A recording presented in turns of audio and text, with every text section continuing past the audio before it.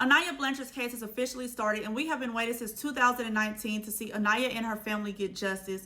Now, she was 19 at the time of her disappearance back in October of 2019. Her body was found in November of 2019. Now, Ibraheem Yazeed has been charged with 3 counts of capital unaliving. Now, the crazy part about this is his ass should have never been free in the first place. He had already bonded out on similar charges of kidnapping, attempted unaliving, amongst other things.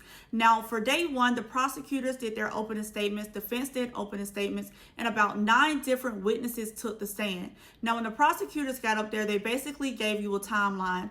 Aniah and her brother had attended a funeral. They stopped in Birmingham to visit family, and then she dropped her brother off around 11 p.m., and she was supposed to call or text him to let him know that she had made it home. Well, she stops by a gas station, but at the same time, Ibraheem Yazeed is in play. So he's with a woman named Sherry at the time, and she was a prostitute, and he had dropped her off at like the Clarion Hotel and left his phone behind. Now at 11:19 p.m., Ibraheem enters the gas station. This is at a Chevron store. He enters the store, and then a few minutes later, Aniah makes it to that store, and she enters the store around 11:21 p.m. Now you can see on the video that Ibraheem is watching Aniah as she goes in. She's only buying a bag of chips, but she leaves the store around 11:22, and they both have went their separate ways. However, Ibraheem Yazeed goes to another gas station, a Murphy Oil gas station, and buys rolling papers and cigars. Now, that is going to be important later. Aniah's phone goes unresponsive around 11:47 p.m.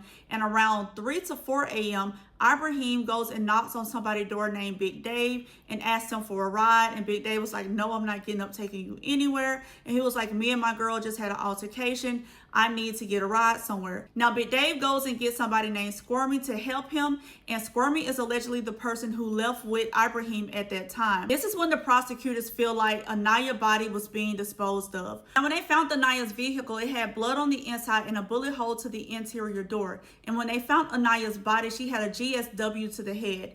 Now, the defense attorneys got up to do their opening statements and basically reminded the jurors that the burden of proof lies on the prosecution, and that if they have any questions or doubt at the end of this trial, they must find Ibraheem not guilty. They also started to talk about the former prosecutor, Brandon Hughes. They said Brandon is a convicted liar, and that he told Squirmy that no matter what Squirmy told him or what Squirmy had did, that he would take care of him. They said one thing for certain: Squirmy is an unaliver, and that as this case goes on, they're going to question people's credibility and the investigative decisions. So after this opening statement, they started to talk to some of the witnesses. Now, Elijah Blanchard, the brother of Aniah, took the stand and stated all of the events that had taken place that day. He also stated that he realized the next morning that Aniah had never made it to her apartment, and that's when he reached out to his mother to let her know that something was going on.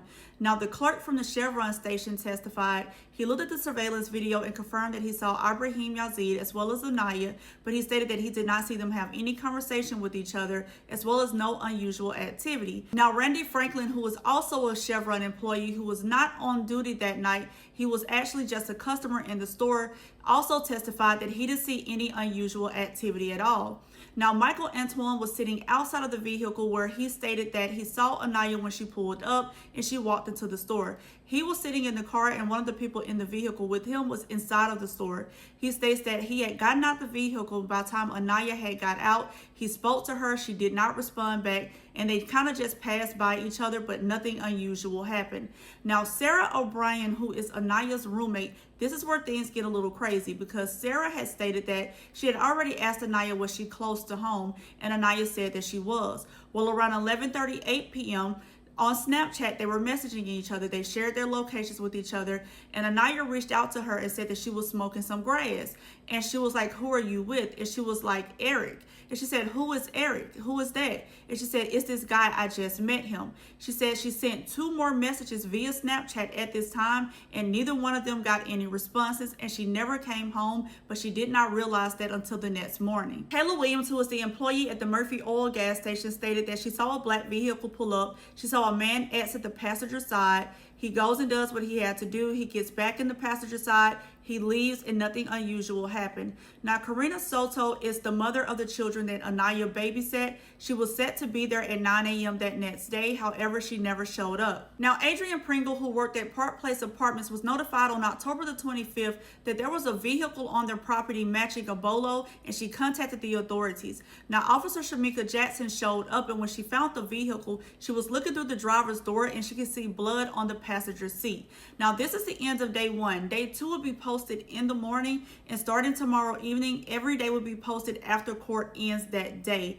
Y'all, this case is expected to go around 2 weeks, and he is facing either life or the death penalty. Once I have any more information regarding this trial, I will let you all know.